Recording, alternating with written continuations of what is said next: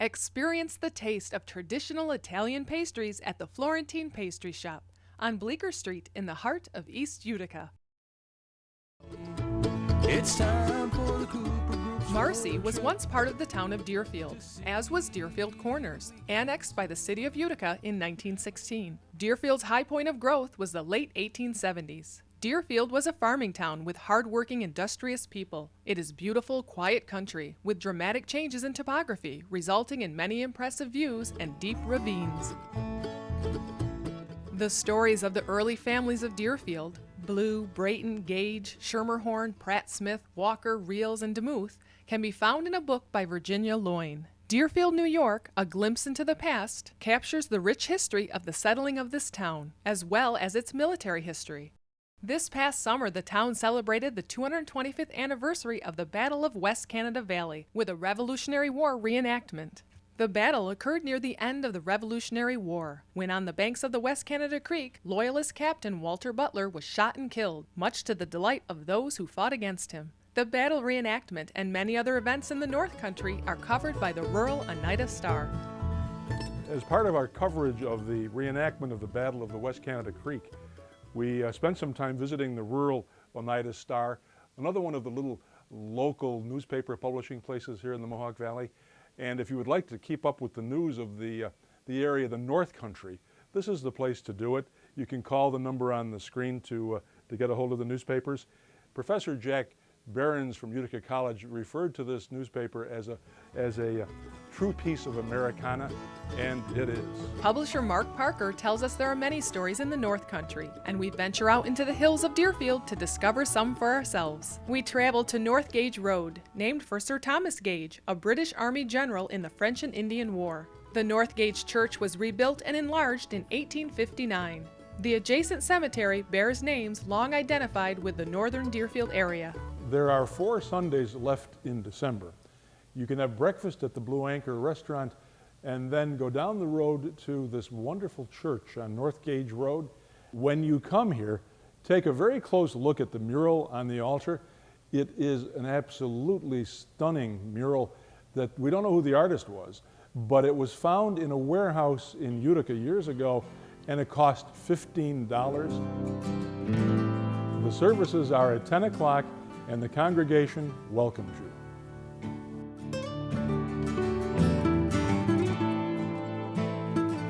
One of the best-known families here in the town of Deerfield is the Madison family. The Reverend Charles Madison is buried here behind the church. He lived to be 77 years old. The reason that he lived to be 77 years old is because of a black slave. The slave's name was Washington Payne, and he served with the Reverend Madison during the Civil War, and he saved his life. And he is buried right here with the family. And here's his headstone that says, "Faithful unto death."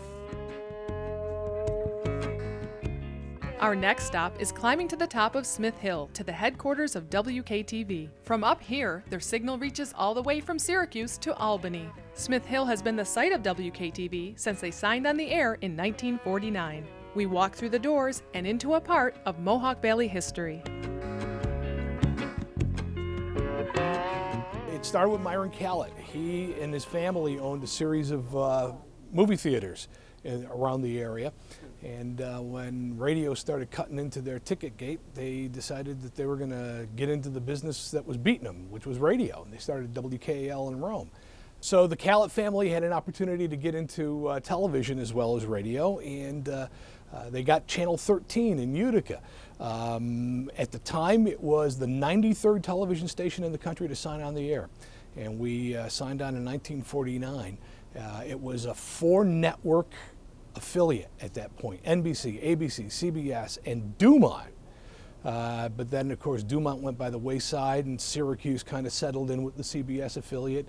NBC remained, and WKTV remained NBC and ABC until the 70s, when Utica got its own ABC affiliate, and we've been sitting up here on the hill ever since. We went to Channel 2 in 1959, and we have been entertaining folks throughout our community for over 50 years. I'm in the master control room here at WKTV. Several people got their start here at this station. One of the most famous is Dick Clark. He worked here for a few years before heading down to Pennsylvania for American Bandstand. And Dick Clark was able to talk to a camera to his audience without any cue cards or without any teleprompter. He would pre-record something and put it into a very small earpiece and then hear himself feeding himself his lines. The first story I remember airing was the death of Elvis Presley. And it happened in August, and I started in August of 1977. And when it happened, I heard the bell go off. We used to have the old ticker machines, Associated Press ticker machines, and I heard the bell go off and I ran in and I was absolutely stunned. I have to say that I don't remember being as stunned since the death of John F. Kennedy. That's how it hit me. I'm going, oh my God, I can't believe it. One time we had a situation where one of the spotlights blew in the studio. And at those days, we used to use quartz bulbs, and when a quartz bulb blows, it explodes. It's a powerful, it sounds like a gunshot. And this happened while I was on the air, just before we went to a break. We went to a commercial break, and we came back, and I saw the camera person, who was actually Cindy McNichol at the time. She's now our graphics person, but at the time, she was running camera, and I saw her down on the floor, crawling over and crawling up around me. And somebody was, I don't know if it was her or somebody else, was patting the back of my back. And apparently what had happened is these shards had flown down when the bulb exploded and landed behind me and caught my jacket on fire. So there was smoke wafting up behind my head. And, But you kept on going. well, I didn't know what had happened, so yeah. Probably if I'd had known, I may have not been there. Who knows? You know, I'm living a dream. I mean, you know, I want to do this since I was a kid, since I was 12 years old. When I was 14 years old, I walked in that door right there. And my sister brought me up here, and I met Lyle Bosley. I thought I'd met a movie star, you know. But he was very popular at the time. He did news and weather at the time. And so I've had the opportunity to work with some great people. And, you know, the staff we've got right now is top drawer. I mean, these people are just, you know, they come from varied backgrounds, but they all know their jobs and they know them well. I just love it. You know, I've always wanted to be in communications. When I was a kid, living over on Miller Street in Cornhill, up near the Parkway, I actually had a TV studio in my basement. With a working camera that dollied in and out. It was set up on a baby carriage, but it worked, you know, and it was very interesting.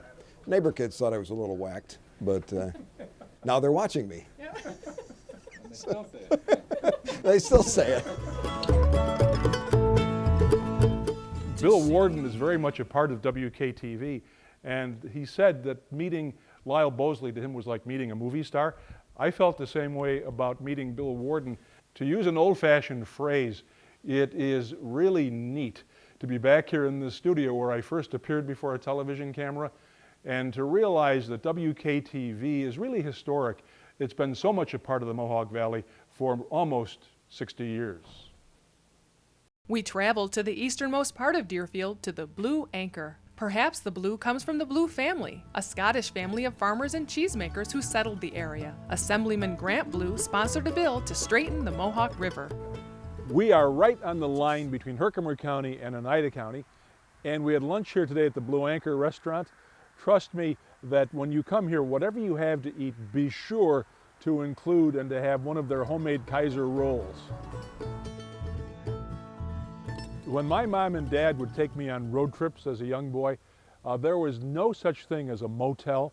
A hotel occasionally, but no motels. Back then, there were cabins. And if you were to come here to, well, it's about a mile out of Poland, you would find these cabins. And right behind me, within a stone's throw of these cabins, is the West Canada Creek. People come up here from New York City every summer from April through October because you're right there by the creek. You can fish. You're in this beautiful countryside. And across the creek, you're in the town of Russia. Here, you're in the town of Deerfield. But one thing is for sure, people as far away as New York, they know where to come to enjoy themselves. They come to the Mohawk Valley.